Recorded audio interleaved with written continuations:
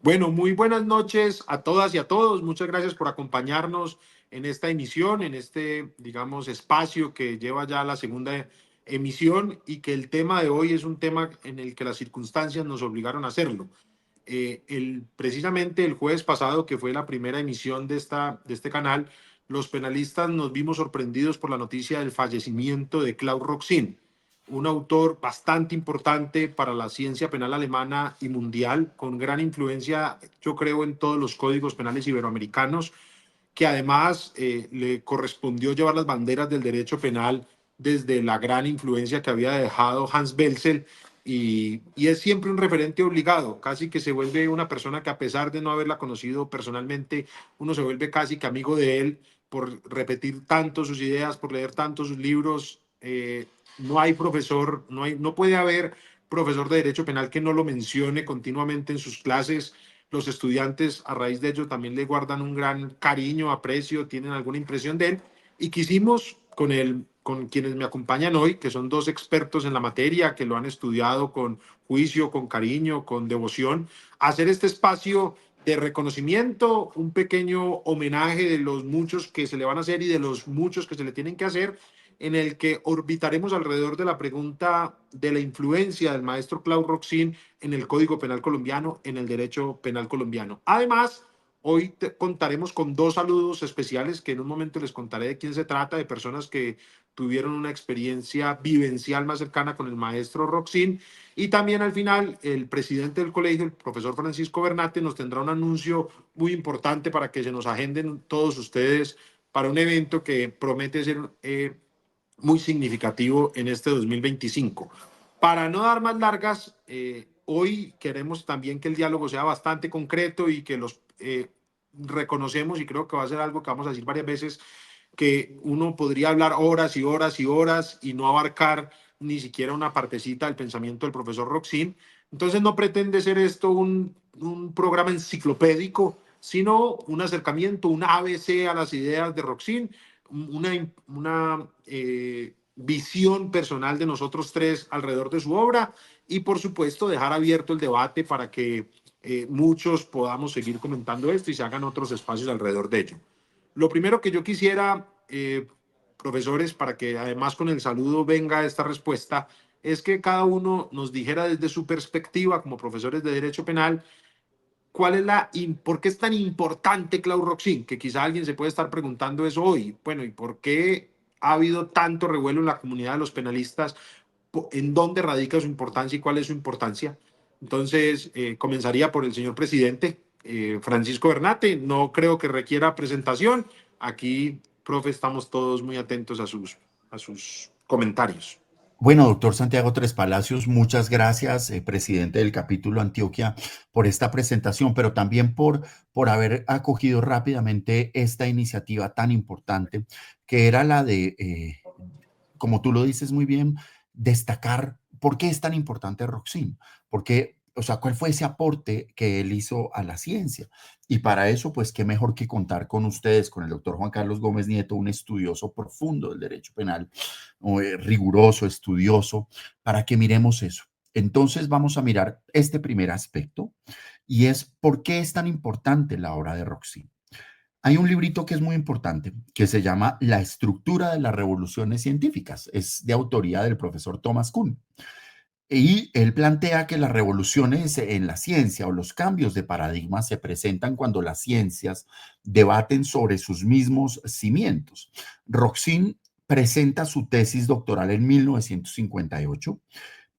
donde plantea la cuestión de la autoría mediata en los aparatos organizados de poder y todos sus aportes a la autoría en derecho penal. Es decir, podríamos pensar que es un tema dogmático, una cuestión de la ciencia, pero no lo es. Lo que él planteó es ni más ni menos un método que permite el juzgamiento de las cabezas de estructuras de poder, lo que significó la posibilidad de juzgar y condenar a las cabezas por ejemplo, de lo ocurrido en el nacionalsocialismo, los máximos responsables de lo que se conoce como los tiradores del muro, es decir, los militares de la República Democrática Alemana que asesinaban a mansalva a las personas que pretendían cruzar el muro y que tuvo un altísimo impacto en nuestro continente, donde su teoría permitió el juzgamiento de las cabezas del aparato militar argentino por los hechos de la dictadura, en Guatemala por el genocidio ocurrido allí, y Colombia desde el 2007 aplica esta teoría un poco de una forma indiscriminada, tanto a los máximos responsables de los hechos ocurridos en el Palacio de Justicia por parte del ejército colombiano, como a estructuras al margen de la ley, como grupos paramilitares, el ELN, y la Jurisdicción Especial para la Paz también ha considerado esto, de manera que esa primera propuesta es súper importante, pero en sí misma no plantea una revolución científica. La revolución científica que realiza Roxin se va a dar en los años 70, donde ya comenzamos a ver su trabajo, Problemas Básicos del Derecho Penal, que es un pequeño folleto, es un texto mucho más concreto, pero revolucionario, donde él realmente ataca las estructuras mismas de lo que era la ciencia jurídico-penal, donde nos va a decir que la estructura del delito no es una estructura cerrada, como se entendía. La dogmática penal es la barrera infranqueable de la política criminal, había dicho List. Roxin plantea una dogmática abierta, como dice Jesús María Silva Sánchez en este nuevo trabajo que estamos conociendo, una dogmática penal pensada no en una solución dogmáticamente perfecta, sino que se ajuste a unos mínimos político-criminales de textura abierta o de planteamiento problema, como se dice. Segundo, la teoría de la imputación objetiva, el juicio normativo que se adiciona al juicio de tipicidad y toda la estructura de la imputación objetiva, el derecho penal como un modelo de manejo o gestión del riesgo dentro de los niveles del riesgo permitido y sobre todo la relevancia que se le da a los fines y las finalidades de la pena, que ahora van a formar parte de lo que ya no va a ser la culpabilidad, sino de una supracategoría donde está la responsabilidad, donde no basta con ese juicio de exigibilidad, sino que tenemos que mirar qué fines cumple la pena. Toda esta teoría de Roxin que, digamos, aterriza en su manual del año 91, pues realmente yo creo que supuso no solo el redimensionamiento de la dogmática jurídico-penal, sino que muchas de las reformas penales que se han llevado a cabo en muchos países del mundo, no solo en América Latina, en Europa, donde él participa del proyecto alternativo del 66, sino impresionante, y lo cuenta Silva en este trabajo, cómo ha llegado a permear lugares incluso en el sudeste asiático que han incorporado estas categorías. Entonces yo creo que Roxin es quizá quien hace esa gran revolución científica en el derecho penal. Alguien diría, pero ahí está Jacobs. Yo creo que la tesis de Jacobs es, digamos, una visión un poco diferente de la de Roxin, pero que a pesar de que algunos la consideremos adecuada en algunos puntos, creo que no tiene el impacto que tuvo Roxin. Es muy importante, obvio, pero creo que no tiene el impacto de Roxin. Y ahora en una próxima oportunidad les voy a contar desde cuándo y cómo aterrizó Roxin a Colombia. Muchísimas gracias, apreciado presidente. Ahora quisiéramos escuchar al profesor Juan Carlos Gómez. Con las buenas noches, mi querido Juanca. Buenas noches, querido profesor y amigo Santiago Tres Palacios, y también muy buenas noches para nuestro presidente del Colegio de Abogados Penalistas, el profesor Francisco Bernate. Bueno, el doctor Bernate, entre otras cosas, nos hace un paseo a lo mejor por las tres ideas más importantes de lo que es este autor con el que el día de hoy en este espacio queremos hacerle un homenaje muy sentido. A mí me gustaría profundizar o agregar algunas cuestiones más particulares sobre una de estas tres ideas que inicialmente se han destacado. Digamos que lo que hace tan importante a Roxin, voy a dividirlo en dos puntos. Uno en punto a su pensamiento y el segundo en punto a la acogida de su obra. ¿Qué es lo que más me interesa destacar en punto a su pensamiento? Que evidentemente es algo que sale a relucir en su obra. Que en el momento en el que aparece Roxin con su manual de derecho penal, digamos que la ciencia penal estaba atascada, estaba atiborrada de discusiones que remitían a cuestiones naturalísticas u ontológicas. Es decir, la mayoría de las discusiones que normalmente como profesores o como estudiantes del derecho vemos en la evolución de la teoría del delito y que identificamos con las corrientes como el causalismo y el finalismo, eran discusiones que se enfocaban en quién describía mejor la realidad de un objeto que existe en el mundo. Las discusiones entre causalistas y finalistas eran en punto a qué es la acción en sí misma, es decir, entender que la acción es una categoría, más que una categoría, es una cosa, es un fenómeno que existe en el mundo. Los causalistas lo describían desde un método causal experimental, mientras que los finalistas lo hacían desde otra perspectiva, pero la discusión en últimas terminaba siendo en punto a quién describía mejor la realidad ontológica de los conceptos base del delito. Entonces, ¿quién describía mejor lo que era la acción? ¿Quién describía mejor lo que era el dolo? ¿Quién describía mejor, por ejemplo, lo que era la imputabilidad o la inimputabilidad? Entonces, ¿qué ocurre? Que cuando surge el finalismo, parecía que se había logrado construir un esquema del delito que funcionaba como la más refinada calculadora, donde entonces la cuestión de si había o no delito era algo supremamente exacto y que se correspondía con las premisas, por ejemplo, de lo que proponían autores como Hans Pelzer. Ahí donde aparece Roxini es lo que a mí me interesa destacar. Y es que ante ese tipo de argumentos donde podríamos entender que entonces el derecho penal ya se había agotado, o al menos la estructura de la teoría del delito o el concepto dogmático del delito ya estaba absolutamente refinado y no había absolutamente nada más. Roxin es uno de aquellos autores que se dio cuenta que todavía se le podía dar una vuelta más a esa tuerca. Y lo que entiende es que la teoría del delito nos ha dado una herramienta fundamental para poder analizar cuándo una conducta tiene o no sentido delictivo, cuándo un comportamiento se vuelve delictivo. Pero lo que logra identificar Roxin es que a lo mejor cuando solamente prestamos atención a la cuestión lógica que deviene de esas categorías dogmáticas, podemos estar llegando a soluciones que no se muestran como justas o que incluso podrían crear en entredicho cuando no solo estamos analizando el cuerpo normativo del Código Penal, sino que vamos más allá y, por ejemplo, lo contrastamos con normas de orden constitucional. Entonces, lo que hace Roxin es entender que él tenía dos caminos. El primero era agarrar esa lógica muy bien construida de la teoría del delito y decir, ok, ya no me sirve, voy a inventar algo nuevo. O, por otro lado, que fue lo que terminó haciendo, entender que a esa estructura lógica de la teoría del delito se le podía otorgar un plus adicional. Y ese plus adicional, en últimas, termina siendo el de entender que todas las categorías dogmáticas están orientadas a principios constitucionales y que desde esa perspectiva, en casos límites o en casos difíciles, lo que debe primar, como lo decía el profesor Bernate, no es una solución fría o estrictamente lógico-dogmática, sino que hay que pensar desde esa perspectiva cómo solucionar un caso acorde a los principios que orientan esas mismas categorías dogmáticas. Es así como entonces Roxin en su manual nos habla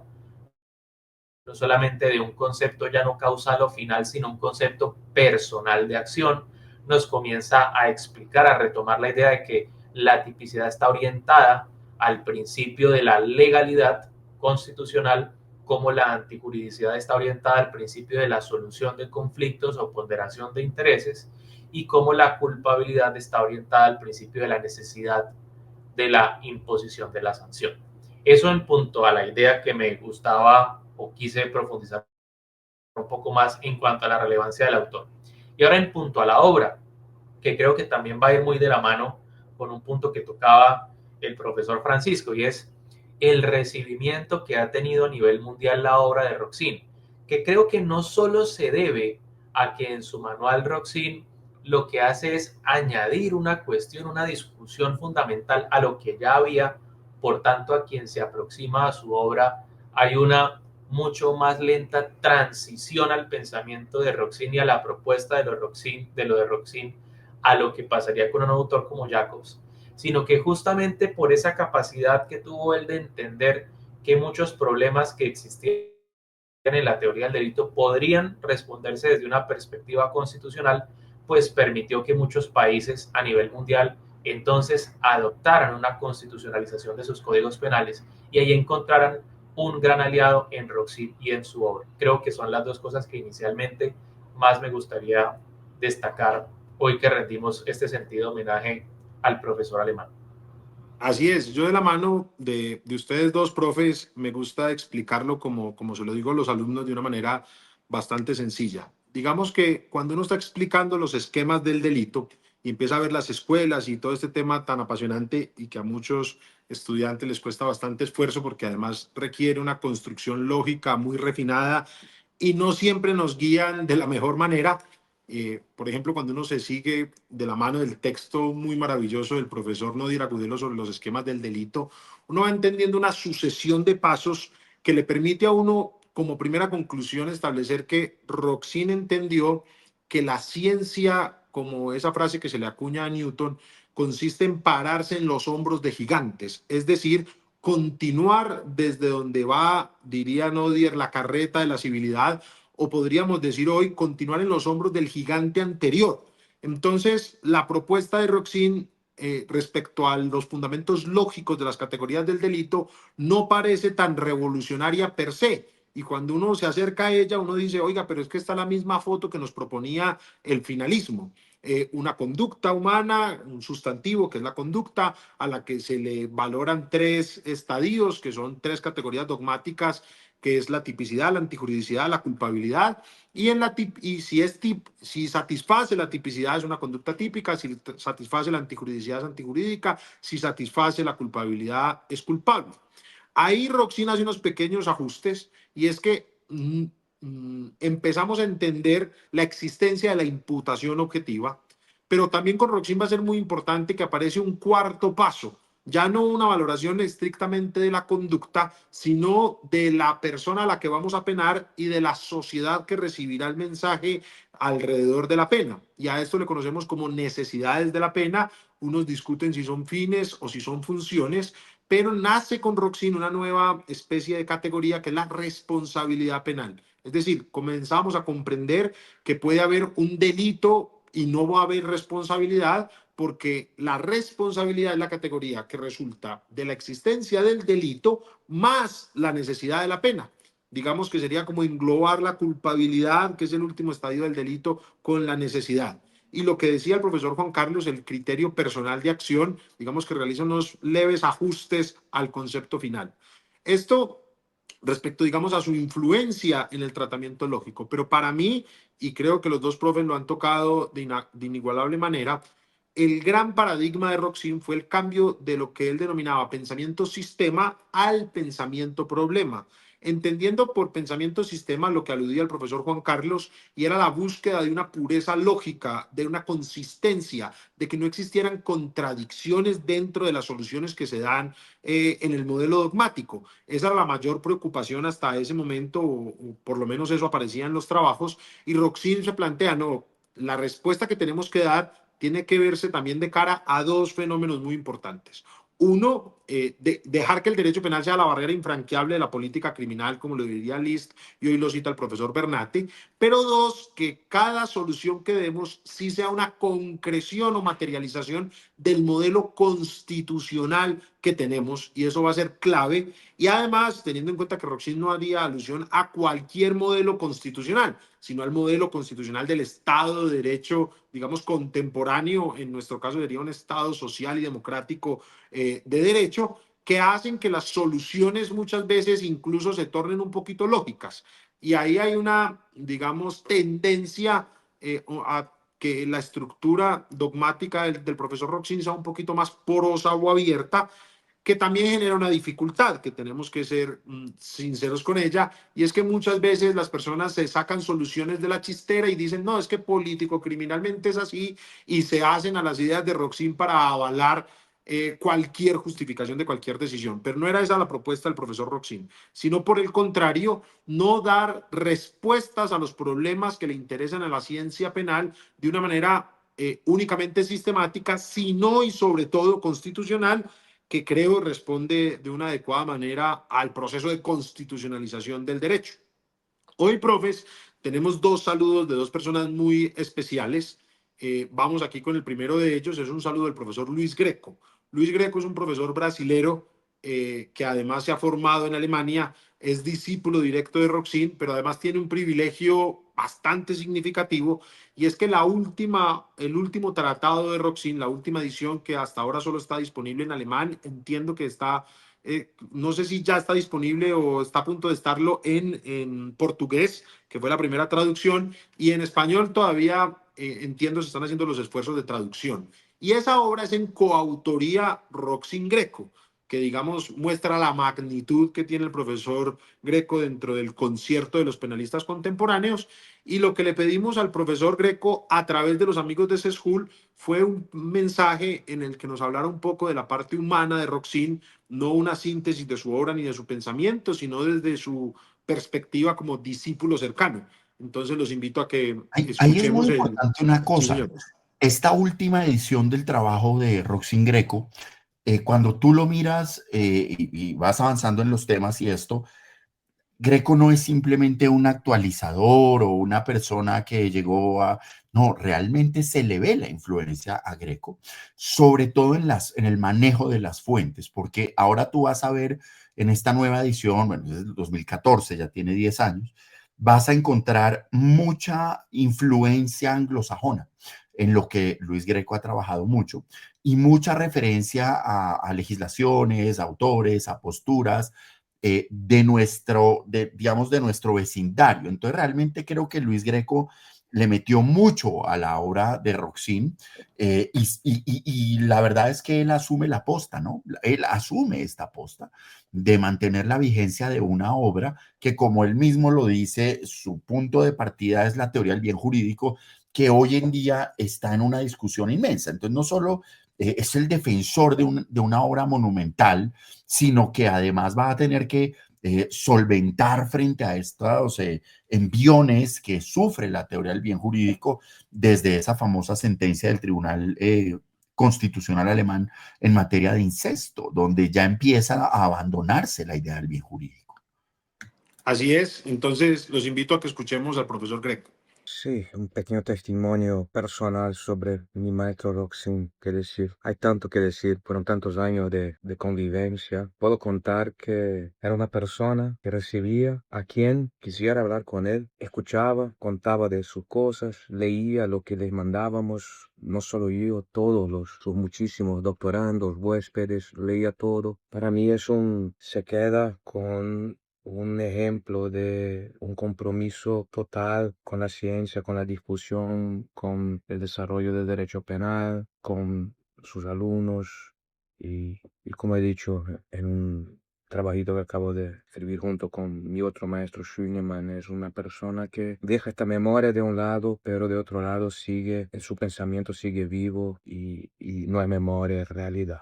Bueno, estas eran las palabras del profesor Luis Greco, a quien le agradecemos mucho por su participación, y sobre todo le agradecemos mucho al profesor Rubén Darío Acosta, el director de CESJUL, que además hizo dos cosas. La primera es que fue quien consiguió en realidad este mensaje, pero además yo le pedí que, como ustedes vieron, tiene los logos de CESJUL y todo esto, pero yo le pedí que lo publicara después de este live para que nos diera la primicia, y él generosamente accedió a ello, aunque no era fácil, porque es un contenido pues muy valioso para nosotros los que somos apasionados por estos temas. Ahorita también tenemos un segundo saludo, pero lo dejaré para una sección más adelante para mantener ahí en stand-by a nuestra querida audiencia. Y yo quisiera, mis apreciados profesores, que ustedes nos dijeran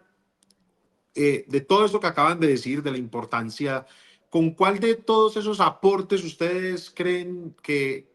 o mejor, cuál es el aporte de Roxin que más los ha impactado a ustedes? Ya desde una experiencia como profesores, como académicos, como litigantes, que ambos son, ¿cuál es esa idea que más les ha hecho, como diría el filósofo, resonar? Uh-huh. Como diría Hartmut Rosa, profesor Bernati. Aquí hay algo muy importante. Digamos que tú lo has dicho y es lo siguiente. Nosotros veníamos de una tradición en términos de la ciencia de construcciones, y lo decía el profesor Gómez Nieto, binarias, es decir, eras causalista o eras finalista. Para el caso colombiano, el debate llegó incluso a ser bastante intenso. Si pudiéramos pararnos en ese Congreso Mundial de Derecho Penal y Criminología celebrado en la ciudad de Medellín en 1984,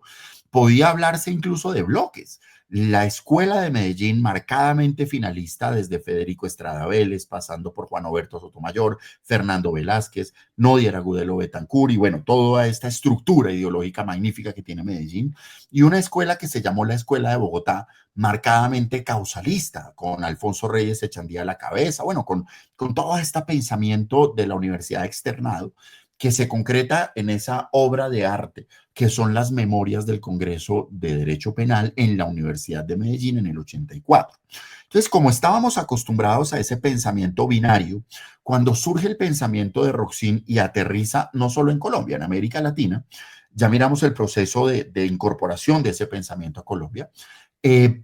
tenemos esa tendencia a lo binario. Y entonces, de alguna forma, se pretendió generar una discusión o un debate, entonces era Roxin o Jacobs, funcionalismo radical, funcionalismo moderado,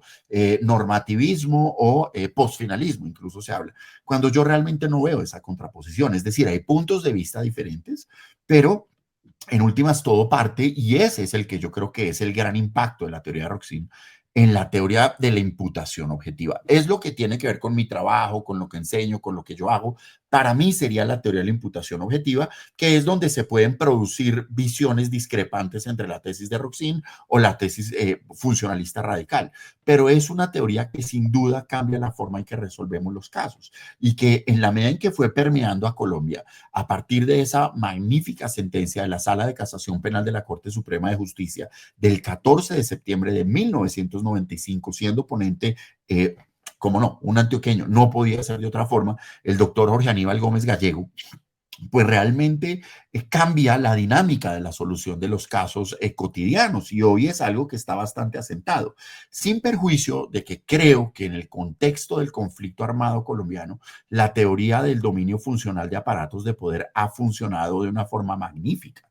No hemos, digamos, asumido del todo otras posturas, pero hoy todos los profesores de Colombia hablan de la tutela de bienes jurídicos, de una dogmática abierta, ¿cierto? En algunos casos eso es lo que se critica. Por ejemplo, Manuel Grosso, que sé que Dios lo tiene en su gloria, nos decía eso, es que la crítica que le podemos hacer a Roxin es la asistematicidad, es que no sabemos qué puede esperarse cuando además es un científico que termina elaborando casos de laboratorio que difícilmente se replican en la práctica, como esa persona que arroja un vaso de agua a una laguna que termina generando unos estragos. Entonces, para mí la teoría de la imputación objetiva marca un punto de no retorno de la ciencia jurídico-penal y la teoría del bien jurídico, como la defiende Roxin, para mí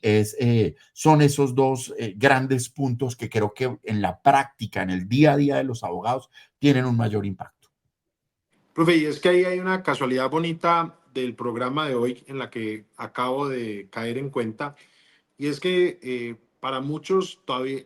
no, digamos, no es de sus últimas obras, sino creo que de las primeras. El profesor Francisco Bernate tiene un muy bonito texto sobre la imputación objetiva que creo, profe, que están en mora de reeditar para volver a salir. Creo que es de los primeros y más novedosos aquí en Colombia, pues que Sí, sí, sí. intentó enfrentarse a esto. Mira, Y ¿cómo se casualmente, dio eso? sí, ¿Cómo sí, se sí, dio eso? señor. Colombia tiene una particularidad. Porque cuando tú miras el pensamiento penal en Brasil, que te lo cuenta Juárez Tavares o Raúl Zaffaroni te lo cuenta en Argentina, tú puedes ir viendo cómo la ciencia va marchando. Es que en Colombia pasó algo que no pasa en otro lado. Alfonso Reyes Echandía es asesinado el 6 de noviembre de 1985, ¿cierto? En ese momento Alfonso Reyes es el director del Departamento de Derecho Penal de la Universidad Externado y días antes de su muerte,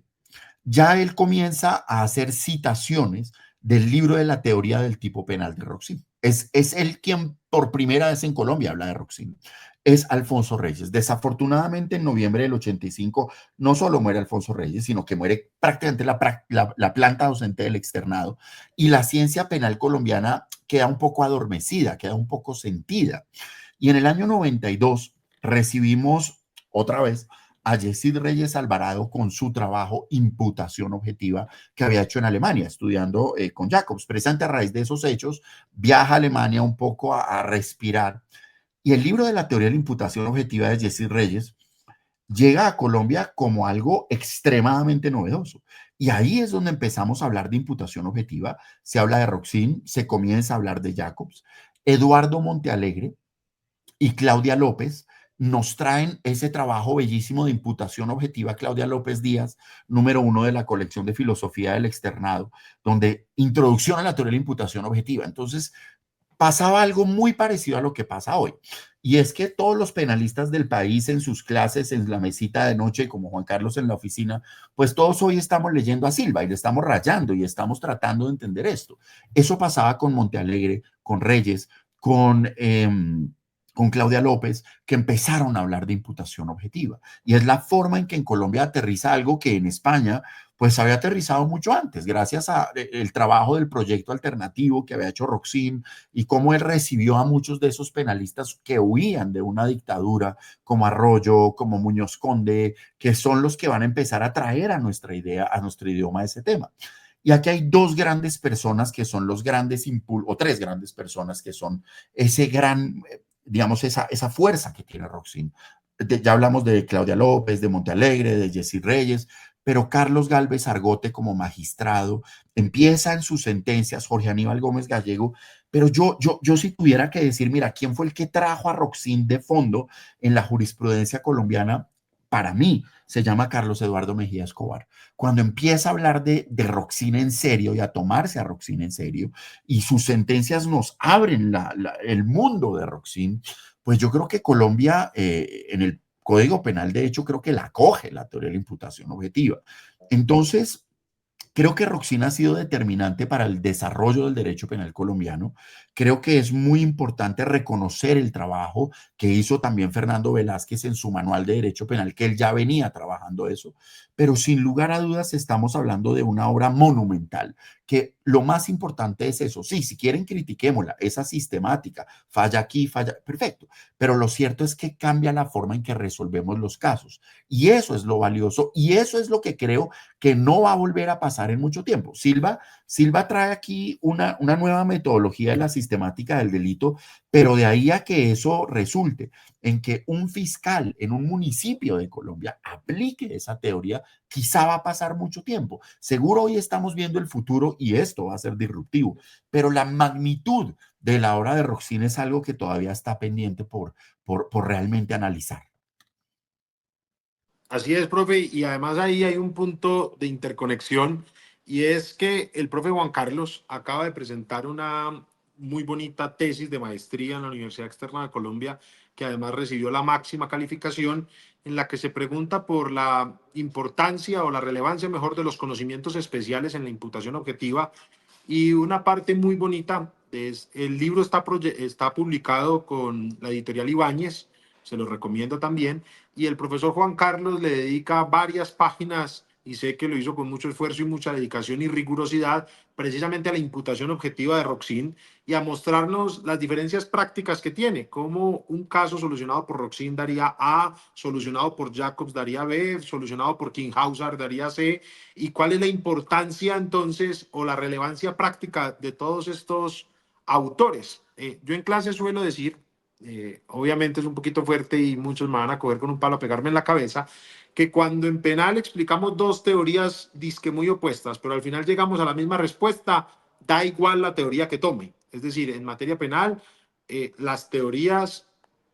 tienen obviamente que tener una consistencia teórica, pero su importancia se da de cara a la resolución que planteen del caso. Porque en últimas, todo lo que escribimos, los profes que escribimos sobre derecho penal, tiene que estar encaminado a si hay o no delito, si hay o no pena, si hay cuánta pena y cuál tratamiento penitenciario. Es decir, nuestra disciplina es bastante práctica y el profesor Juan Carlos logró hacer esa síntesis. Entonces, con la pregunta, profe Juan, la misma pregunta de la importancia, sí no, me gustaría que nos ayudaras, después de haber estudiado todo esto, y nos dijeras, en sede de la imputación objetiva, cuáles son esas diferencias del pensamiento de Roxin, a grosso modo, con las soluciones que nos podrían dar otros autores.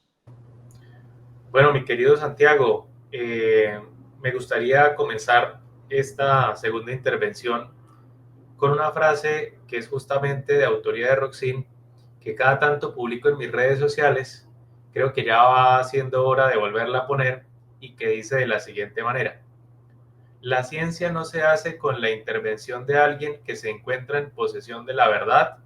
al que los otros escuchan diciendo, sí, así es. No, la ciencia, por el contrario, se desarrolla en el debate y la discusión. Y que esto lo diga un autor como Roxin, con su trayectoria, con su relevancia, con su reconocimiento, pues es algo supremamente importante. Y por eso cuando vaya a dar mi opinión sobre el particular que me preguntas, lo haré con la tranquilidad de que en aquellas cosas que con el mayor de los respetos, pues personalmente no estoy de acuerdo con el profesor Roxin, pues tendré yo la tranquilidad de que eso era en últimas lo que él quería incentivar en todos aquellos que hiciésemos parte de la discusión científica. Indudablemente yo comparto la apreciación del doctor Bernate cuando dice que a lo mejor la parte que más hay que destacar de la obra del profesor Roxin es el apartado de la imputación objetiva. Y hay tantas cosas por destacar, pero el hecho de que siempre encontremos en la imputación objetiva un lugar común, pues habla muy bien de cómo este autor en su momento pues la pudo acuñar, al menos en la forma en la que él propone en su manual. Es importante recordar que al menos la primera vez que se había utilizado en ese sentido la expresión imputación objetiva, pues no había sido esto hecho por Roxin, sino por un autor que lo antecedió, y más concretamente por Richard Honeck. Pero cuando uno lee el artículo al que Honeck aporta por primera vez una explicación de lo que es la imputación objetiva, voy a decirlo con total franqueza, porque en últimas también fue uno de los artículos que tuve que estudiar para hacer mi tesis de maestría. Es un artículo bastante complejo. Hay una idea inicial, hay un espíritu que toma Roxin, claro que lo desarrolla con gran profundidad, y aquí empiezo a acordarme de lo que ha sido para mí una teoría muy especial. La imputación objetiva creo que es al apartado de la teoría del delito al que yo me debo como docente, al que me debo como litigante, porque saber de este tema y saber de este tema en autores como Roxin es lo que me ha permitido abrirme las puertas de muchos espacios de la academia y, por ejemplo, contar con amistades como la de los dos contertulios que hoy me honran pudiendo estar aquí. Entonces, para mí también, no solo por la importancia científica de la teoría de la imputación objetiva en este autor, sino también tengo, digamos, un lado emocional que me une a esta teoría y que evidentemente me apasionó en su momento estudiarla, y cada vez que tengo que dictar una clase sobre este tema, pues me apasiona explicarla. Sobre la pregunta que tú me haces, mi querido Santiago, sobre las diferencias que uno puede encontrar después de mucho tiempo, porque quiero decir que después de estudiar en muchas ocasiones la propuesta de Roxin y evidentemente también teniendo en cuenta lo que fue mi experiencia en esa investigación de la Universidad Externado, pues puedo decirte que puedo llegar a unas conclusiones iniciales que yo normalmente se lo explico a mis estudiantes como lo bueno y lo no tan bueno de la teoría de la imputación objetiva de Roxin. Digo lo no tan bueno porque no puedo decir que sea un defecto. Lo bueno que para mí particularmente tiene la teoría de Roxin, más allá de haber sido pionero en su exposición sistemática, es el hecho de que en la explicación que él nos trae en su manual incluye una gran cantidad de casos que habían sido resueltos por la jurisprudencia alemana. Y lo que él hace es tomar esos casos no solo como excusa para explicar su propuesta, sino que además los agrupa en unos criterios de imputación. Ahí donde viene lo original del autor. Lo original de un autor como Roxin es entender que la imputación jurídica de un resultado es un juicio que podemos dividir en tres grandes grupos de casos. El problema en punto a si el autor con su conducta ha creado un riesgo no permitido para un bien jurídico, primera discusión. La segunda discusión, si el autor que creó un riesgo jurídicamente desaprobado, además en el caso en concreto, es ese riesgo el que se representa en la causación del resultado, segundo grupo de casos. Y tercero, propone Roxin que haya un tercer nivel de imputación donde él denomina como el alcance del tipo. Si el resultado que se ha presentado en un caso en concreto es de aquellos resultados que se pretendían prevenir con la creación de un determinado tipo penal. Eso es lo original en Roxin. Como repetía inicialmente, ¿y qué es lo bueno? Lo que yo más destaco de la obra de Roxin es esa capacidad que él tiene para tomar todos esos casos, estudiarlos, no solo como casos teóricos, sino casos de la vida real, y agruparlos en esos tres criterios de imputación. ¿Qué es lo que hoy, con el mayor de los respetos y invocando el espíritu del propio autor, yo consideraría lo no tan bueno? A lo mejor lo que no me convence tanto de una teoría y de un autor tan importantes. El hecho que la agrupación o la solución de algunos casos en la explicación del autor a veces pudiese parecer un poco arbitraria. Es decir, cuando uno lee a Roxin, no la primera, ni la segunda, ni la tercera, sino a lo mejor a la cuarta o a la quinta vez, cuando ya uno puede ser, ya no solo leo para aprender, leo para profundizar, sino cuando ya entramos en esa óptica de lo analítico y de lo crítico, pues se empieza a dar uno cuenta que hay muchos casos que él soluciona, por ejemplo, en el criterio número 2, pero que habría podido responder en el criterio número 1, o que la mayoría de los casos que él agrupa en el criterio tercero de imputación realmente son casos sustancialmente idénticos a los que trabajó en el 2, o que podrían ser resueltos en el grupo de casos número 1. Y esto no es original mío, esto no lo inventé yo. Esta es una idea que, por ejemplo, pone de presente otro autor muy importante en materia de imputación objetiva, aunque él no esté muy de acuerdo con esa denominación, y lo comparto, como es el profesor Wolfgang Frisch, quien entiende que ese tercer criterio de imputación de Roxin realmente aborda casos que podrían haber sido desarrollados en las otras dos categorías. Para resumirlo eso, lo que a lo mejor no es tan bueno es que a veces la distribución de los casos en esos tres criterios de imputación parece un poco arbitraria por parte del autor, pero pues imaginemos que es una crítica que estamos haciendo muchos años después de un autor que fue absolutamente original. Y evidentemente, como lo señalas tú, siendo la teoría de la imputación objetiva un elemento del delito que nace en la doctrina, pues evidentemente cada autor tiene cosas por decir en punto a esa imputación objetiva. Entonces, para no dejar de responder la pregunta que me hiciste al inicio de esta intervención,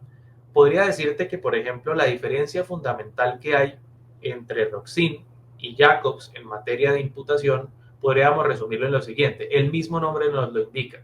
Para Roxin estas discusiones se llaman imputación objetiva del resultado, lo cual quiere decir que para Roxin los problemas de imputación objetiva son casi que exclusivamente para los delitos de resultado. En cambio, para Jacobs, esta teoría o estas discusiones se reconducen a lo que él expresa como la imputación objetiva de la conducta prohibida. Fíjense que el nombre no nos habla de resultados, porque para Jacobs el resultado es solo un elemento accidental de la comisión de los delitos. Es decir, la estructura esencial de un delito no es que exija la causación de un resultado. Jacobs pone mucho más énfasis en si la conducta tiene o no sentido delictivo. Claro, y si es una conducta que exige un resultado, habrá un segundo análisis que es más bien excepcional que principal. Entonces ya tenemos una diferencia. Para el uno es una teoría de cómo imputo resultados, para el otro es una teoría de cómo imputo conductas. Y aquí es donde viene la segunda parte, que tal vez sea la más importante, y es que Roxin no duda al afirmar que para establecer cuando una persona crea con su comportamiento un riesgo jurídicamente desaprobado, a ese juicio hay que incluir los conocimientos de los que estaría dotado un hombre o humano medio, y además añadir los conocimientos especiales, es decir, los que exceden al conocimiento de un humano u hombre medio, para hacer ese análisis de si la conducta es o no peligrosa en un sentido jurídico penal. Mientras que por otro lado, un autor como Jacobs diría que esos conocimientos presentes en el autor como datos psíquicos no son relevantes para enjuiciar si una conducta tiene o no sentido delictivo, pues si la conducta tiene o no sentido delictivo es algo que se debe establecer solamente desde el lado objetivo del hecho, y principalmente estableciendo los deberes de los que es titular un ciudadano, dependiendo de la forma en la que se organice y del rol de interacción social que está desplegando en un determinado momento y lugar. Entonces, digamos que esas serían las dos principales diferencias que yo señalaría con Jacobs. Y por no dejarla el comentario por fuera, ¿qué propone un autor como Frisch que en este sentido critica a Roxin? Bueno, Frisch lo que dice en últimas es que la teoría de la imputación objetiva realmente congloba, como la entiende Roxin, dos problemas diferentes, y lo que hace Frisch es decir, mire, no deberíamos hablar de la imputación objetiva del resultado, sino que deberíamos hablar es de la imputación de resultados y de una categoría que él llama el comportamiento típico. Entonces él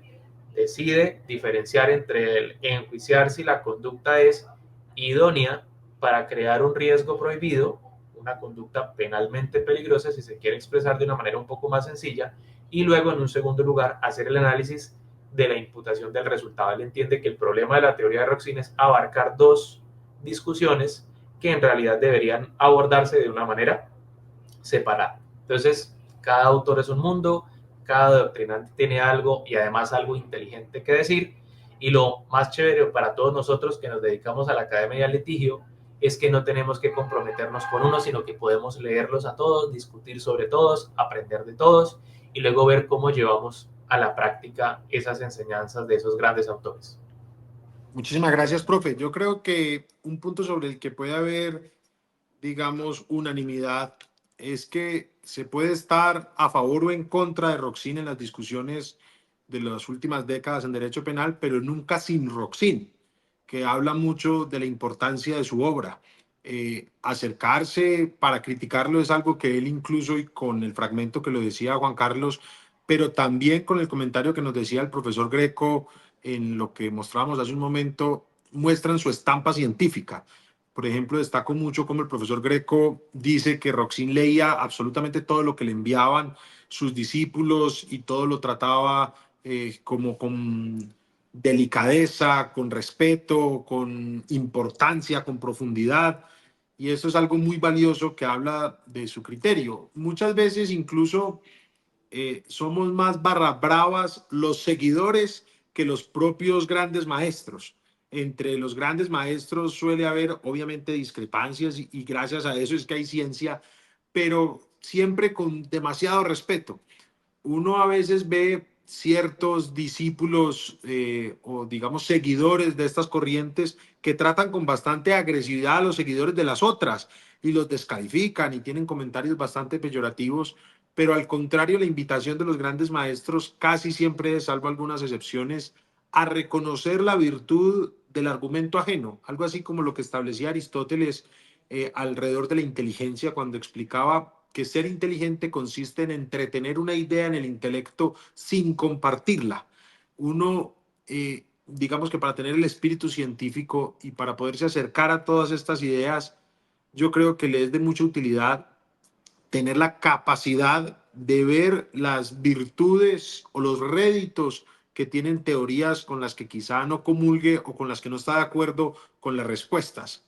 Yo a veces también en clase, un poquito jugando a encapsular en metáforas los pensamientos y a dejar fórmulas que a los estudiantes se les graben fácilmente, también digo que es que Roxin ha estado siempre muy bien de marketing.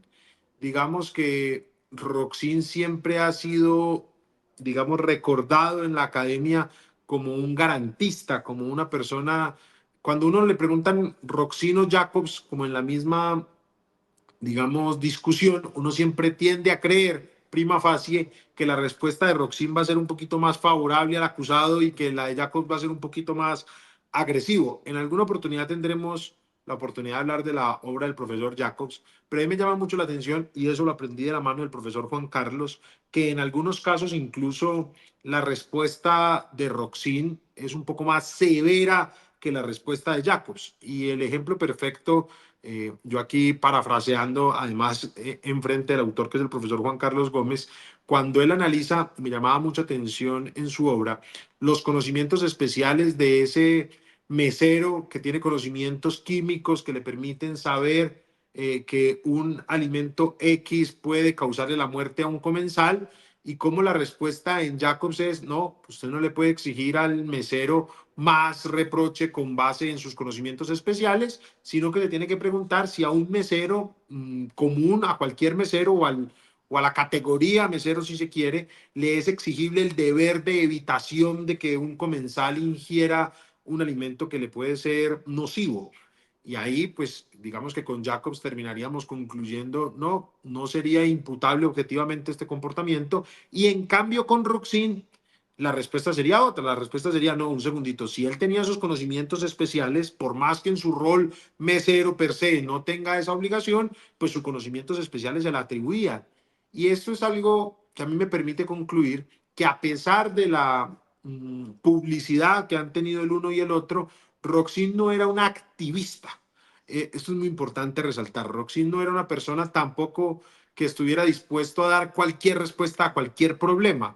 Porque muchas veces esto que hemos señalado en varias oportunidades, y es que él se aparta de la sistematicidad como criterio único, él en verdad sí intenta siempre dar respuestas sistemáticas y coherentes con su pensamiento, solo que como su pensamiento integra factores políticos, pues las respuestas no siempre van a ser lógicamente uniformes, sino políticamente consistentes. Y creo que esto hace que el esquema del delito propuesto por Roxin sea multidimensional, en el que la dimensión política llega a crearnos unos paradigmas que a veces en el pensamiento estrictamente lógico, y muchos de los que lo critican pues son bastante recios con ese punto. Sin embargo, y como lo señalaba yo con eso que aprendí del profesor Juan Carlos, sus respuestas no eran las de un activista pura sangre que quisiera como fuera absolver en la mayor cantidad de los casos. Digamos que él tenía un gran compromiso con las ideas liberales y con el Estado de Derecho, pero no era lo que conoceríamos como un garantista en el esquema ferrayolístico, con la palabra que me acabo de inventar, sino que sí era, yo creo, ante todo un científico, pero entendiéndolo no como un científico únicamente lógico, sino como un científico social, que a mi modo de ver, y eso me ha impactado mucho de su obra, a mí me es muy útil porque a veces cuando nos adentramos en el estudio doctrinario, en el estudio dogmático, pues se nos va olvidando la dimensión política que tiene nuestra disciplina. Algo en lo que insiste bastante el profesor Eugenio Raúl Zaffaroni, en constatar que el juez es un político, en que el legislador es un político y en que el jurista es también un político. No por eso, ojo, un activista, pero sí una persona que tiene que ser consciente del estado en el cual está haciendo la ciencia. La ciencia penal no se hace en el vacío, la ciencia penal se construye en unos ecosistemas que están llenos de otras clases de normas y de otros paradigmas y de unos principios pues bastante importantes. En este punto quisiera yo, profesores, que viéramos también otra intervención de un profesor muy apreciado por nosotros, que es el profesor Miguel Díaz y García Conyedo. Él fue, o ha sido mejor, el traductor de varias obras muy importantes del profesor Roxin, porque además Roxin, entiendo, fue su director de tesis, en una tesis precisamente sobre la autoría y la participación, pero además él traduce el libro de la autoría y la participación y también tuvo un papel muy importante en traducir ese primer tomo de la obra de Roxin. También interviene en el segundo de manera muy protagónica, entonces en parte mucho de lo que nosotros hoy estamos diciendo es Roxin versión Miguel Díaz y García Conyedo. Recordemos que la función de un traductor es indispensable. Nosotros tenemos un profesor muy querido por todos nosotros tres, no voy a decir el nombre porque quizá él esta frase que repite con mucha frecuencia no lo represente o no quiere que lo represente, y siempre nos dice, no, no, no, es que para estudiar dogmática hay que saber alemán, el que no sepa alemán no está hablando de dogmática, y yo siempre la matizo un poquito y yo lo que pienso es, no, pues nosotros obviamente no estamos consumiendo una dogmática directamente en alemán o hecha por alemanes y leída en alemán, sino que nuestra tiene esa riqueza, la riqueza también de tener grandes maestros traduciendo estas obras que sin duda también le ponen ahí su sello y sus características. Obviamente el esfuerzo de un traductor es mantener la esencia de aquel que está pretendiendo traducir, pero sin lugar a dudas es un intermediario. Entonces, estas palabras del profesor Miguel Díaz son para nosotros muy importantes. También fueron conseguidas a través de CESCUL, además porque con el profesor Miguel Díaz, CESCUL tiene una relación muy estrecha. En la última semana de septiembre y finalizando septiembre, CESCUL organiza una pasantía en la Universidad de León. La pasantía es sobre crimen organizado y coincide con un congreso en ciberdelincuencia, y el coordinador de esa actividad, pues en CESCUL es el profesor Rubén Darío Acosta, pero en la Universidad de León el coordinador es Miguel Díaz y García Conyedo, y el certificado de esa pasantía es firmado por ambos. Además, el profesor Miguel Díaz es profesor de varias universidades en Colombia. Creo que cada año viene una o dos veces, y la verdad es que es un gran maestro, y creo que es muy importante contar aquí con su participación. Se lo agradecemos mucho a él, mucho a CESCUL, además porque CESCUL también nos colaboró en no divulgar este video hasta que no saliera aquí en primicia. Entonces, damos paso aquí a las palabras del profesor Miguel Díaz. Queridas amigas, queridos amigos, este mes de febrero de 2025 va a ser un mes triste para la ciencia penal. Ha fallecido Klaus Roxin, uno de los más grandes penalistas, sin duda, de todos los tiempos. Resumir siquiera aquí la importancia de la obra de Roxin sería totalmente imposible, ya lo hemos hecho otras veces, lo han hecho otros, pero bien, solo recordar su sistema penal orientado a los fines en su ya famosísimo y breve libro, pero impresionante, Política Criminal y Sistema de Derecho Penal, sus aportaciones en general a la dogmática jurídico-penal con cosas absolutamente novedosas, el desarrollo de la teoría de la imputación objetiva, ¿qué les voy a decir de todas sus aportaciones a la teoría de la autoría, ¿verdad? Desde los delitos de infracción de deber hasta la llamada autoría mediata por aparatos organizados de poder, el dominio funcional del hecho como característico de la coautoría y tantas otras cosas. Ha tenido en vida todos los reconocimientos formales e informales del mundo. Tiene una grandísima escuela en muchísimos países de nuestra órbita cultural jurídico-penal. Por tanto, nos falta un grande. A mí personalmente, como discípulo directo suyo, me falta también un referente absoluto del que he aprendido todo y que me ha dado siempre afecto y por el que siento, además de respeto, veneración, una enorme gratitud. La ciencia penal echará de menos a Klaus Roxin, pero Klaus Roxin va a permanecer, su obra permanece y va a permanecer durante siglos, entiendo yo. A los que estábamos más cerca de él, nos va a faltar, su obra va a seguir siendo nuestra orientación, pero le vamos a echar mucho de menos. Que descanse en paz y que lo recordemos siempre. Un abrazo, amigos. Bueno, veíamos aquí al profesor Miguel Díaz y García Conyedo, a quien de nuevo le agradecemos una y mil veces su deferencia. Además, alrededor del profesor Miguel Díaz hay un anuncio muy importante que al final nos hará nuestro querido presidente, también alrededor del profesor Luis Greco. Pero yo quisiera, y que esta sea nuestra última pregunta, profesores, hemos estado hoy muy juiciosos con el tiempo. La pregunta es muy sencilla y muy compleja, pero ustedes con su capacidad de síntesis nos sabrán expresar esto de la manera que mejor lo entiendan. Y es, si hoy un estudiante alza la mano y le pregunta, profesor, ¿y cuál ha sido la influencia de Klaus Roxin en el Código Penal colombiano? Es decir, ¿en qué artículos del código o en qué partes del código ustedes ven ahí que quienes lo redactaron, quienes participaron de su construcción, siguieron las ideas del profesor Roxin, teniendo en cuenta que uno de quienes participó muy activamente en la redacción de nuestro código es el profesor Carlos Arturo Gómez Pavalló, quien sigue en muchos de sus planteamientos al profesor Roxin, quien lo explica de inmejorable manera en la Universidad Externado de Colombia. Es un profesor también muy querido, discípulo directo de Nodier Agudelo Betancourt, como lo somos pues nosotros tres, y como lo es la gran mayoría de abogados penalistas de Colombia. Entonces quisiera eso, profes, que ya como última pregunta, como despedida, para que ya al final de esta ronda el profesor y presidente Francisco Bernate nos dé el anuncio que he estado previendo o presagiando mejor durante toda esta intervención. Profe Francisco. Yo creo que es una influencia transversal. Digamos que, y ese es otro punto que tenemos que tener en cuenta en esa binarización del pensamiento, cuando decimos, no, Roxin o Jacobs.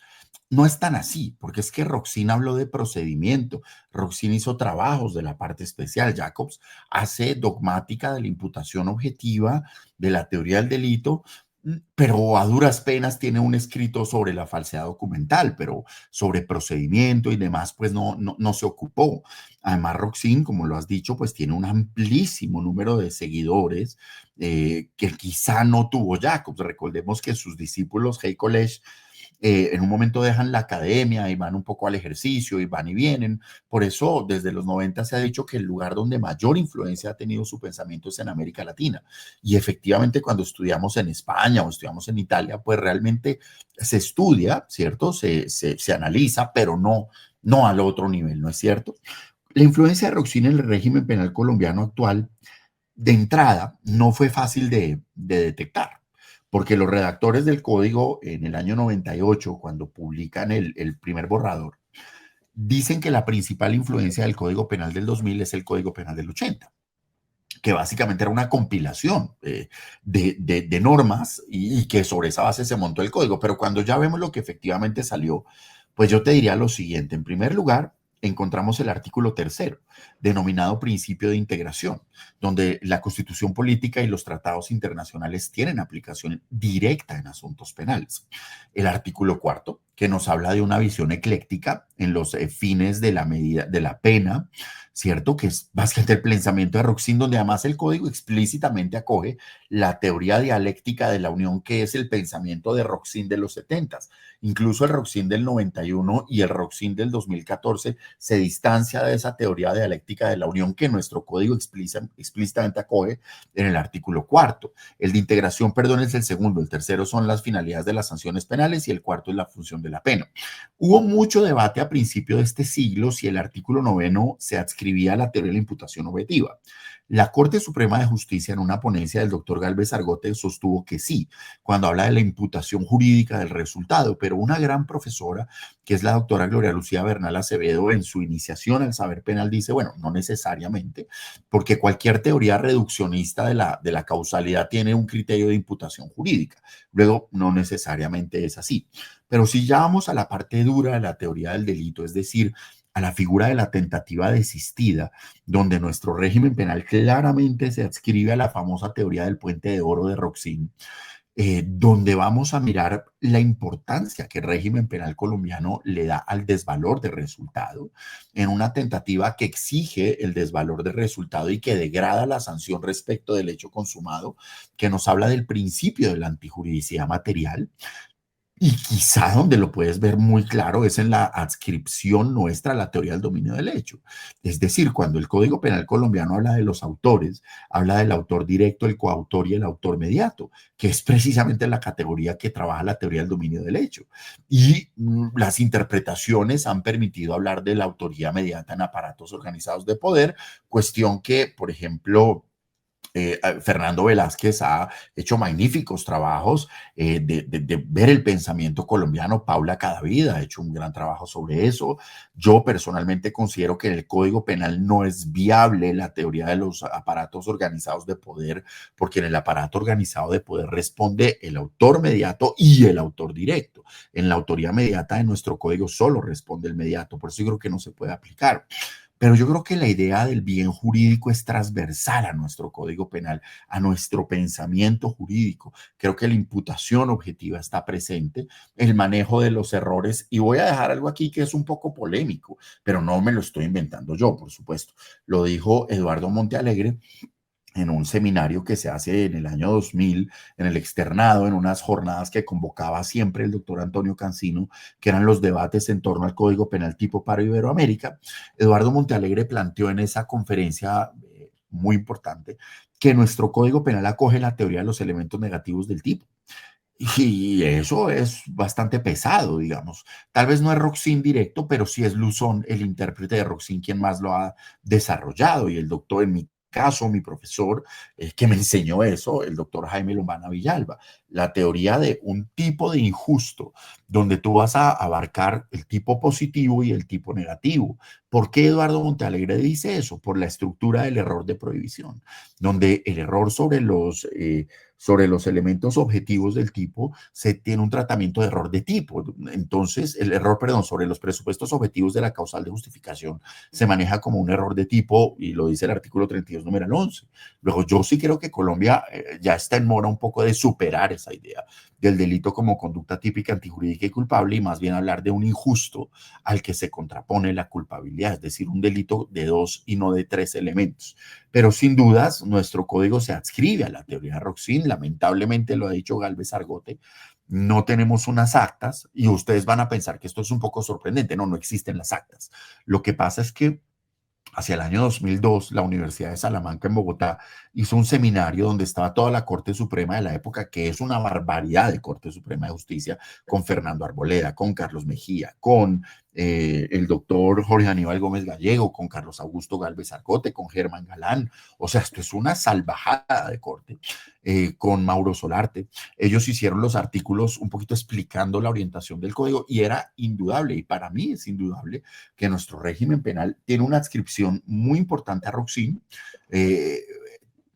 en la posición de garante, lo que Schunemann llamó la teoría de la pizza de todos los sabores. Es decir, si tú miras el Código Penal nuestro, parte por no adscribirse a ninguna corriente. Y eso es muy roxiniano, es un código de textura abierta. Entonces, creo que sin lugar a dudas es atravesado. Quizá en la parte especial no, porque pues es lo que es, pero entre el 80 y el 2000 sí hay un movimiento descriminalizador, no tan significativo como el del 80, pero basado en la idea del bien jurídico. Entonces yo creo que es muy relevante y creo que la jurisprudencia ya hoy está sentada, por lo menos en las categorías del delito. Siempre vas a ver que la Corte acoge criterios roxinianos, ya han hablado del ámbito de aplicación de la norma, hablan de la autopuesta en peligro, de la posición de garante, en fin, creo que nuestra legislación hoy está atravesada por el pensamiento de Roxin.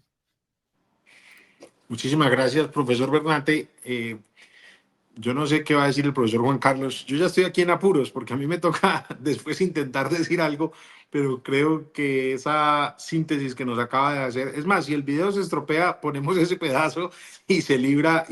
todo el live. Pero bueno, el profesor Juan Carlos, que es el verdadero mago del lenguaje, sabrá salirnos con alguna sorpresa, entonces lo dejo a usted con esa pregunta, con ese trompo tan difícil después de semejante exposición, mi querido Juan Carlos. Bueno, lo primero es que sí soy consciente de que te has sido muy elegante con nosotros y nos has permitido hacer uso de la palabra antes que tú. Yo soy, y siempre te lo digo, que en estos espacios uno se siente extraño teniéndote como moderador cuando eres una persona que tiene igual o más cosas que aportar. Entonces, si te parece bien, también te permitiría que en este caso hables tú primero, porque entiendo el apuro en el que te podemos estar metiendo, sobre todo cuando hablamos de varias cosas. Entonces te voy a permitir que hables tú primero y más bien me dejas a mí, solo por esta oportunidad, tratar de navegar un poco en esas aguas que tú conoces también, de en poco tiempo salir con comentarios muy agudos y muy profundos. Sí, mi querido Juanca, que no miento cuando digo que usted es el mago y vea cómo me la hizo. No, yo primero que todo, pues estoy de acuerdo en todo con el profesor Bernati. Yo un poquito provocador, yo pongo a los estudiantes a que me respondan después de terminar todo el barrido por las escuelas,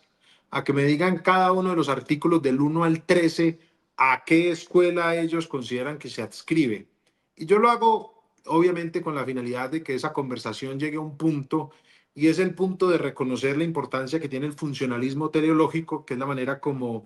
creo que se debe denominar adecuadamente el pensamiento de Roxin. Obviamente eso no lo digo yo, pero es un poquito alejándome de eso de llamarlo funcionalismo moderado, que lo considero una expresión un poquito peyorativa. Sé que muchos la hacen con el mejor de los propósitos, pero entiendo que llamarlo moderado es como que no toma partido, como que es un funcionalismo no tan valiente, como tampoco uso la denominación de funcionalismo radical para referirme al de Jacob, sino que ese sería como funcionalismo normativo, porque también hay algo peyorativo en llamar a alguien radical. Eh, Curiosamente, usamos esos dos adjetivos extremos, llamar a alguien moderado como tibio, diríamos hoy en política en Colombia, o llamarlo radical, es, digamos, trazar esa lógica binaria. ¿Por qué yo considero que los primeros 13 artículos del Código Penal son suficientes para considerar que nuestro Código Penal se adscribe al funcionalismo teleológico de Roxin? Vea, haga de cuenta que usted no ha leído nada de Roxin y únicamente ha visto esta charla. Entonces usted se pasea hacia el código y usted lo empieza a leer y el artículo primero hace una simple afirmación, una afirmación muy sencilla, ¿no? Va a decir, el derecho penal se fundamenta en la dignidad humana. Desde ahí, el legislador nos está advirtiendo que todo el sistema penal tiene que procurar tener el mismo fundamento que tiene el fundamento de la Constitución política. Recordemos que cuando vamos al artículo primero de la Constitución política nos dice que Colombia está fundada en el respeto a la dignidad humana. Entonces, si Colombia está fundada en el respeto a la dignidad humana, el artículo primero del Código Penal nos va a decir que el derecho penal se funda también en el respeto a la dignidad humana, y lo único que nos está advirtiendo es, ojo, mire bien que ese sistema penal, que es una máquina de procesar ciudadanos, tiene que respetar el mismo modelo que tiene nuestra Constitución. Dicho de otra manera, cada que analice las categorías dogmáticas, cada que analice las necesidades de la pena, verifique que sí se esté concretando el fin constitucional, el fundamento constitucional mejor.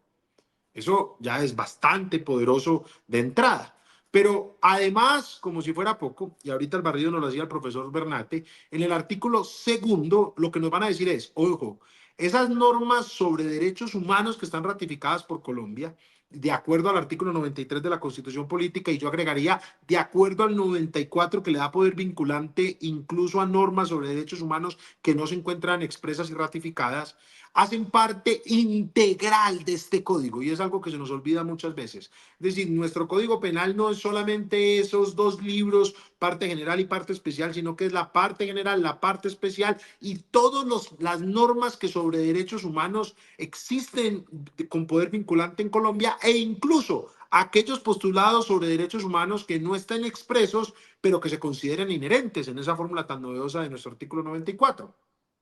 Ahí de nuevo nos está diciendo, ojo, mire todo de acuerdo al modelo constitucional.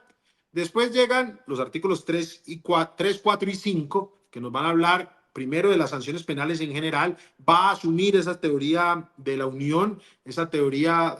digamos, que mezclaba los distintos fines, y esa hermosa frase de Roxin cuando establecía la culpabilidad es el parámetro máximo de la pena, pero ella puede reducirse cuando así lo aconsejen las necesidades preventivo especiales, y a ello no se opongan las necesidades preventivo generales, que es un poco, venga para acá, en esa teoría ecléctica que nos mencionaba el profesor Francisco, mire la retribución, mire mejor la culpabilidad, con base en la culpabilidad y en el injusto, marque el máximo de la pena, pero mire las necesidades generales y especiales para que usted vaya viendo esto, cómo puede trazarlo de una manera constitucionalmente válida. Después hace lo mismo, digamos, respecto a los inimputables. Obviamente ahí solo hablaríamos de unas necesidades preventivo positivas, preventivo especiales positivas, en ese juego del lenguaje tan engorroso que nos proponemos ahí. Después habla, bueno, hablaba de la pena, como ya lo decíamos, pero por ejemplo en el artículo sobre la igualdad, también dentro de esos primeros 13 artículos, a mí me llama mucho la atención la manera como finaliza el artículo sobre la igualdad, que dice, el operador judicial tendrá especial consideración para valorar el injusto, o sea, la conducta típicamente antijurídica, la culpabilidad y las consecuencias del delito, es decir, cada una de las categorías dogmáticas, la tipicidad, la antijuridicidad, la culpabilidad, la necesidad de la pena y la pena misma, cuando se trate de las personas que se encuentran en las condiciones establecidas en el inciso final del artículo 13 de la Constitución Política. Ya desde ahí lo que nos está advirtiendo es, ojo, acudan al modelo constitucional para solucionar los problemas, pero además cuando vamos al artículo 13, los que aparecen al final son los marginados, aquellas personas que presentan una debilidad manifiesta por ciertas circunstancias que allí establece nuestra Constitución. Entonces, en pocas palabras, lo que está diciendo el artículo, que debo advertirlo, es un artículo bastante en desuso por parte de nuestra jurisprudencia, es, más allá de lo que diga este código y de lo rígido que este código parezca, ojo, operador judicial, que usted puede flexibilizar esa rigidez en favor de las personas que se encuentran en ciertas condiciones de debilidad manifiesta. Y eso, a mi modo de ver, es la concreción no del Estado de Derecho, que es la primera parte del artículo, porque dice que todos somos iguales ante la ley, sino del Estado social, que es un componente también esencial de la naturaleza de nuestro Estado. Entonces, yo veo que en esa expresa alusión a que las categorías dogmáticas deben valorarse diferenciadamente para ciertas personas en ciertas condiciones de debilidad, es una copia, en el buen sentido de la expresión, del pensamiento del profesor Claude Roxin. Yo también, ahí voy de la mano del profesor Bernate, cuando yo leo la imputación jurídica del resultado a secas, sí me parece a veces un poquito exagerada las conclusiones que saca la jurisprudencia diciendo que esto es una clara e inequívoca adscripción a la imputación objetiva. Yo ahí coincidiría con lo que el profesor Bernate nos dice, que decía la maestra Gloria Bernal, que dice la maestra Gloria Bernal, en que, hombre, ahí dice que la causalidad por sí sola no es suficiente, que es algo que se viene diciendo, pues no solo por la imputación objetiva, incluso hay muchas teorías de la causalidad que intentan reducir esos efectos de la mera causalidad, y me parece un poquito exagerada las conclusiones. Es como si, como la imputación objetiva tiene ese efecto que el profesor Bernate y el profesor Juan Carlos comparten, al que yo también comparto en ciertos matices un poquito más morigerados que ellos dos, que es una teoría muy apasionante y se adentran mucho en su estudio. Cuando ven ese artículo dicen, uy, esta es la puerta de entrada para que todos los delitos, y ya no solo, y lo que me parece difícil es cómo hacen para que esa norma además les avale aplicar imputación objetiva a los delitos de mera conducta, por ejemplo, cuando es la imputación jurídica del resultado. Bueno, pero ahí yo veo en los primeros 13 artículos unas claras declaraciones hacia un derecho penal constitucional, un derecho penal de fines, un derecho penal del pensamiento problema, y creo que es una declaración de un derecho penal a la corte de Roxin. Y ya sumado a las anotaciones ya específicas que ha detectado el profesor Bernate, y ya en la parte especial, yo sumaría que nuestro código es claro en establecer los bienes jurídicos de cada uno de los tipos penales. Pero no solo eso, sino organizar el código en atención prima facie a una mayor y menor importancia de los bienes jurídicos, que creo muy importante. Ah, y por supuesto, cuando en el artículo sobre la antijuridicidad nos dice que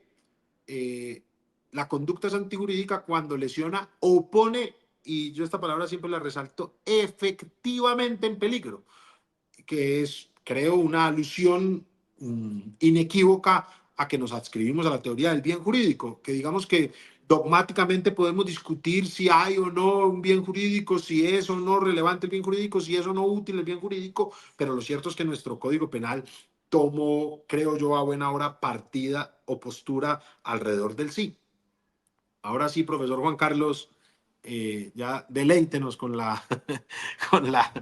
con la media Verónica. Eso que usted hizo ahorita se conoce en el toreo como una media Verónica, y le cuento que no le quedaba sino al maestro Rincón. Ya después de Rincón usted. Me falta la otra media cuando ahora digo que qué tal que no tuviésemos, qué tal que, menos mal que no tuviste tiempo, ¿no? Se nota que no tenías mucho que decir al respecto de nuestro código. Bueno, yo evidentemente, al igual que ustedes dos, reconozco que en el código hay una clara influencia de las posturas y de los postulados del profesor Klaus Roxin. Eso sí, y creo que estaremos de acuerdo al afirmarlo con matices, pero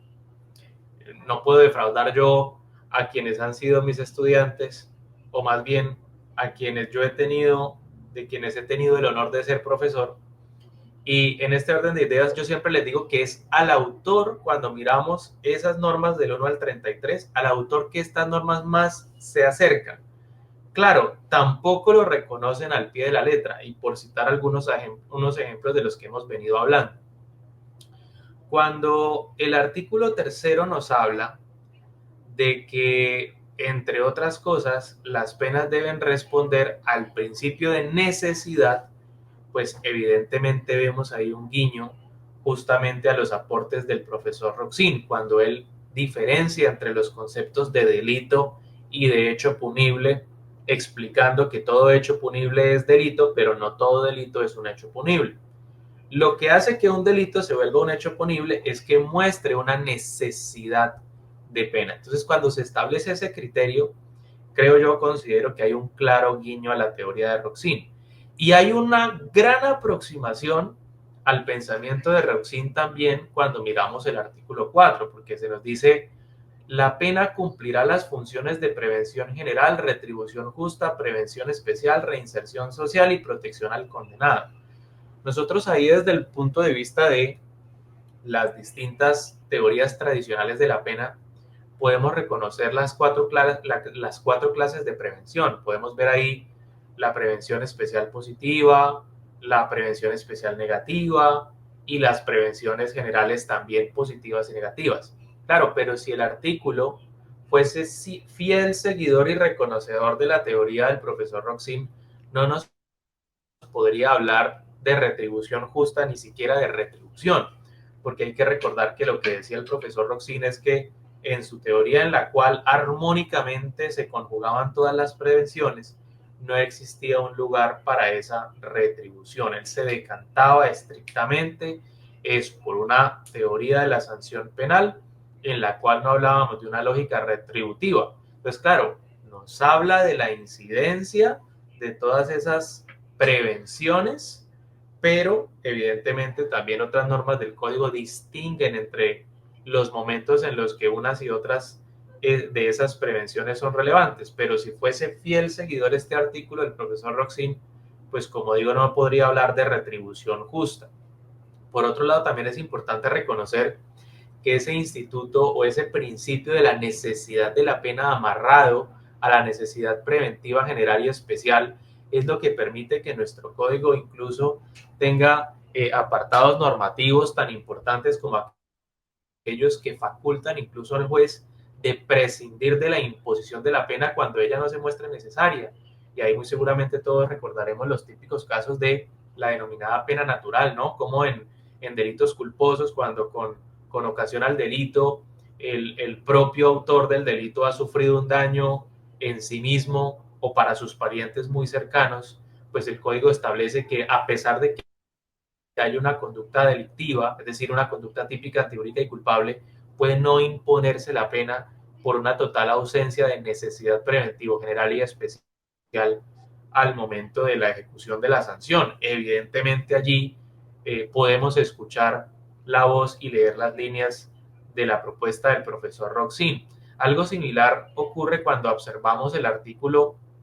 29, que es el que nos habla de la autoría, no solo en punto a lo que nos dice el profesor Bernate, donde hay un claro reconocimiento a la teoría del dominio del hecho, sino que cuando nosotros miramos el artículo 30 aparece en uno de sus incisos la referencia del interviniente en delitos especiales. Y aquí sería importante recordar que también Roxin reconoció en su obra la distinción de dos clases de delitos y por ello dos criterios para diferenciar entre roles principales y accesorios en la comisión de un delito. Y esa segunda categoría, de la mano de la del dominio del hecho, era justamente la de los delitos de infracción de deber, motivo por el cual ahí también estamos viendo que se reconoce de alguna manera el pensamiento del profesor Roxin. Y me gustaría cerrar con una idea final donde, digamos, yo discrepo un poco de lo que dice el profesor Bernate y también de la idea que él nos comentaba había sido expresada por el profesor Montealegre en punto al tratamiento del error. Indudablemente los artículos 32, o más bien el artículo 32, el numeral 10 y subsiguientes, desarrollan una teoría del error, no solo del error de tipo, sino también del error de tipo sobre elementos no esenciales, es decir, los errores sobre tipos penales más beneficiosos, agravantes, atenuantes, sino también del error de prohibición. Es importante recordar que para Roxin hay una clara diferenciación entre el conocimiento fundante de dolo, que es una discusión relevante en el ámbito de la tipicidad, y la conciencia de la ilicitud como un elemento de la culpabilidad, lo cual le permite distinguir claramente desde una lógica meramente sistemática de teoría del delito entre errores de tipo y de prohibición. Y es cierto que el artículo 32 le da tratamiento en su numeral 10 a los casos de errores sobre concurrencia de presupuestos objetivos de causales de justificación como un error de tipo, y que evidentemente esto,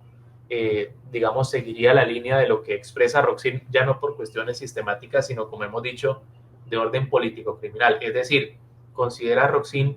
que los errores sobre presupuestos fácticos de un tipo de prohibición y de un tipo de permisión se parecen tanto que se muestra como injusto que el tratamiento sea diferente para uno y otro caso solo por la tipología de error que se trata. En este punto, ¿qué creo que es importante tener en cuenta? Uno, que para Roxin sigue siendo un error de prohibición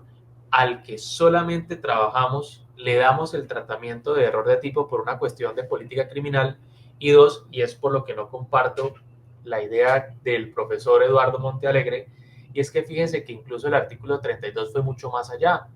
El artículo 32, numeral décimo, no dice que también se trabajará como error de tipo, no solo los errores de tipo, sino los errores sobre la concurrencia errónea o el error sobre la concurrencia de presupuestos objetivos de una causal de justificación. No, el código fue más allá, porque realmente lo que dice es, y lo digo textualmente, o de que concurren los presupuestos objetivos de una causal que excluya la responsabilidad. Es decir, el sentido literal de la redacción de la norma nos da para pensar que aquí, por ejemplo, también podría caber una convicción errónea de que concurren, en un caso en concreto, para un autor los presupuestos objetivos de una causal de exculpación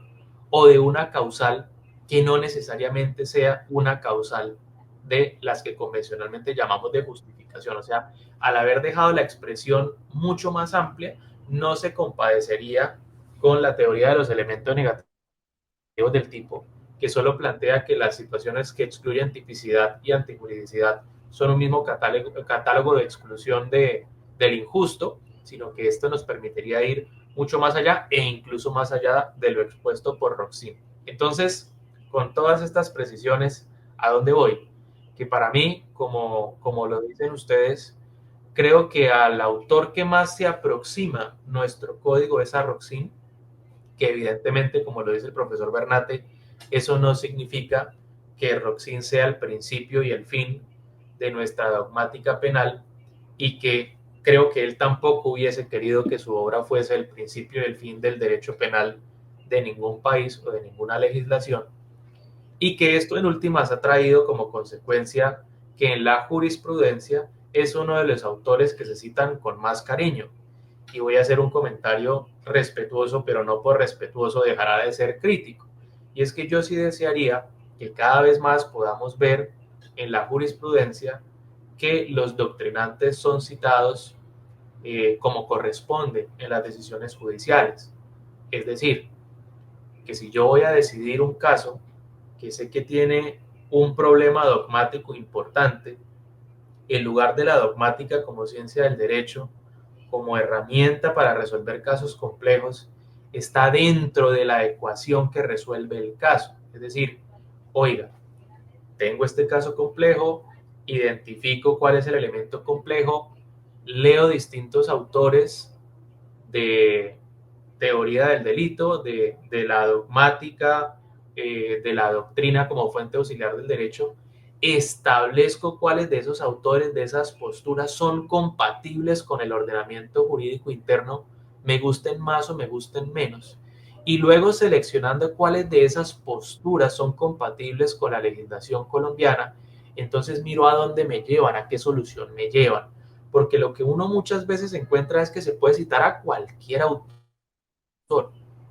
a cualquier autor. El problema es cuando yo no introduzco el argumento dogmático en la ecuación, sino lo que hago es resolver el caso con mi intuición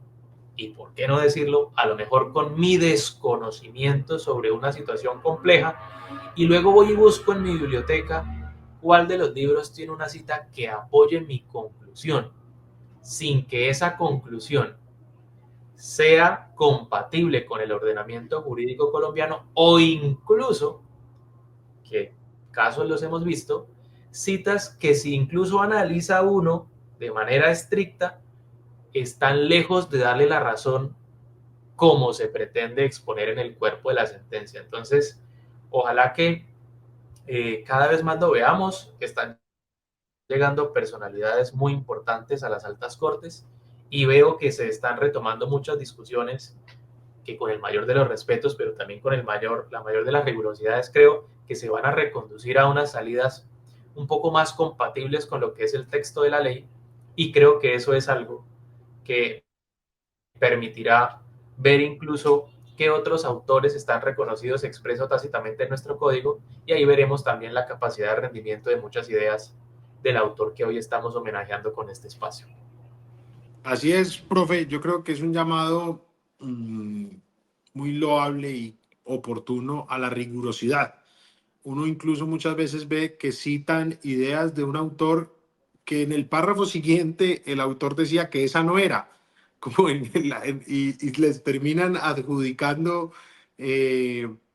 expresiones, postulados, fundamentos, y parece lo que usted dice, que ellos escribieran la decisión con lo que creen, que es válido, pero después alguien les pusiera los pies de páginas. Y vea, busque quién me sustenta esto y quién me soporta esto y quién tal otra cosa. Y eso que sí, creo que con Roxin es con los que, de aquellos que menos ocurre. Porque, como lo hemos venido aquí señalando, Roxin es un autor pues bastante compatible con nuestra sistemática, entonces es difícil encontrar algún fundamento de Roxin que no sea compatible con una idea nuestra, pero por ejemplo, y que ya lo hemos mencionado varias veces, con Jacobs sí salen esa recreo, porque citan a Jacobs y ponen de Jacobs lo que les da la gana y después salen y fundamentan con eso y vuelven y eso a caballo recorren y al final terminan diciendo quién sabe qué cosa. Bueno, íbamos muy juiciosos con el tiempo y de un momento a otro nos emocionamos y no logramos la meta de la hora. Yo sé que en algún live la lograremos, eso es un propósito común que nos tenemos que proponer, que nos tenemos que fijar. Yo quisiera despedirlos, agradecerles a todos los que nos han acompañado en esta oportunidad. Para mí es muy valioso su compañía y el aprendizaje que podemos hacer. Con base en el comentario que hacía ahorita Juanca, sobre mi condición de moderador, la verdad es una condición que pues no ejerzo muy bien, pero que sí me gusta bastante, porque además nos permite también entender algo que nos ha enseñado el profesor Francisco Bernate con el ejemplo siempre, y es que por más que nos creamos profesores, somos siempre estudiantes. Y también es bueno escuchar, el lugar a que muchos participen. Eso es un llamado a todos los que nos están viendo. Este canal es de ustedes. Este canal surgió como una iniciativa incluso en el marco de la pandemia, en un juego que empezamos haciendo con Juan Carlos, al que se unió el colegio de manera muy activa y sirvió para más de 70 charlas durante la pandemia. Y quiero que ese canal siga haciendo eso. Todo el que tenga un trabajo de investigación que esté desarrollando, un libro, una idea, un pensamiento que quiera aquí compartir, solo o con nosotros o con otros panelistas que podamos invitar, pues este canal siéntanlo de todos ustedes. Me gustaría primero que se despidiera el profesor Juan Carlos para ya darle el lugar al profesor Francisco para que nos dé el tan esperado anuncio. Y bueno, hasta una próxima oportunidad. Siempre la verdad, agradecido con ustedes dos, profes, por su complicidad y porque además ustedes en estas charlas dominan el hecho en todas sus dimensiones. Otro día hablaremos es del dominio del injusto, profesor Juan Carlos, con la posición de otro maestro de otros maestros muy queridos. Pero bueno, será eso en otra oportunidad. Así que, profe Juanca, el auditorio es suyo para la despedida. Pues profesor y querido amigo Santiago, a ti nuevamente mil gracias por esta invitación, por permitirnos estos espacios de discusión, de esparcimiento y también de poder encontrarnos con amigos, con colegas y con personas que, como siempre digo, hace ya muchos años que los admiro y que los veo como modelos a seguir. Espero que las personas que nos hayan acompañado en este espacio, si no han conocido la obra de Roxin, encuentren en nuestras palabras un impulso para aproximarse a este autor. Es un autor que nos aporta mucho, es un autor que ha escrito una de las obras, digamos, más didácticas para aproximarse a la mayoría de cuestiones fundamentales del derecho penal. Entonces me gustaría que recordemos eso, que no hay mejor forma de honrar a un autor de la talla de Roxin como lo es leyéndolo, compartiéndolo, discutiéndolo, analizándolo, criticándolo y aplicándolo. Entonces, que ojalá ese sea el mensaje y esa sea nuestra forma particular de abrazar ahora la memoria del maestro Klaus Roxin. Profe Juanca, ahí hay dos cosas. Una muy bonita que se me había olvidado y que la traes muy bien a colación, y es que en verdad estos maestros nunca mueren.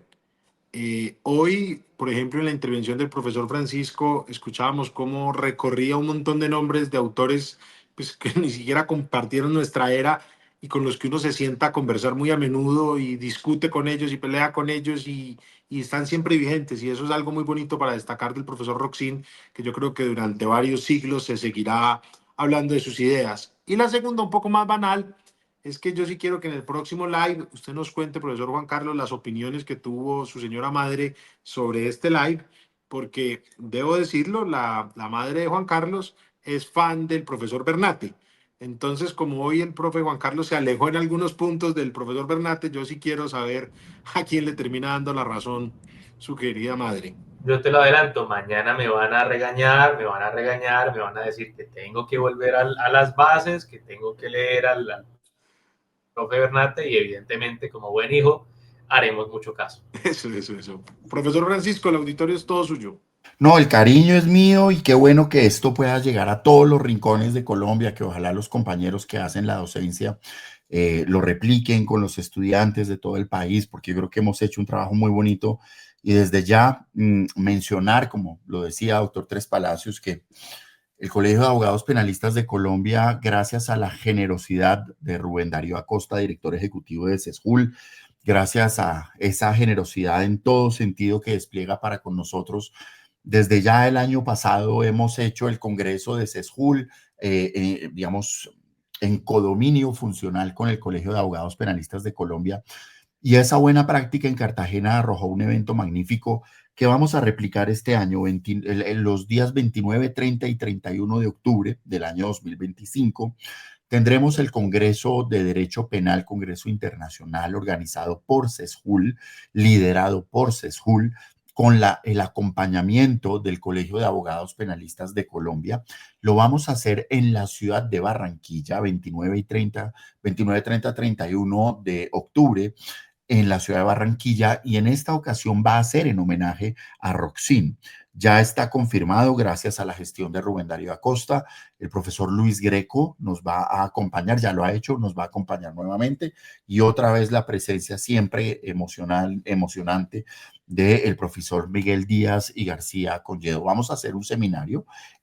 que, si bien es un homenaje a Roxin, pretende abarcar los temas actuales de la ciencia, como el que hicimos el año que terminó, donde podemos hablar de extinción de dominio, de procesal, de sustancial, de especial, toda la temática, pero en torno al eje de Roxin y en torno a la idea que gobierna nuestro colegio, como es la tendencia hacia la regionalización, es decir, autores, profesores, litigantes de toda Colombia que nos presentan sus visiones, además la de semejantes invitados de lujo. Así es que próximamente estaremos dando las condiciones de inscripción y demás, y la idea es que nos acompañen para hacer este evento brillante como siempre, pero para también hacer ese espacio de encuentro, de reunión entre nosotros, como ya es una tradición entre nosotros. Así es que gracias a CESJUL, a Rubén Darío Acosta, profesor Tres Palacios también, a sus buenos oficios, y desde ya todos invitados y invitadas a separar la agenda y a que nos encontremos el mes de octubre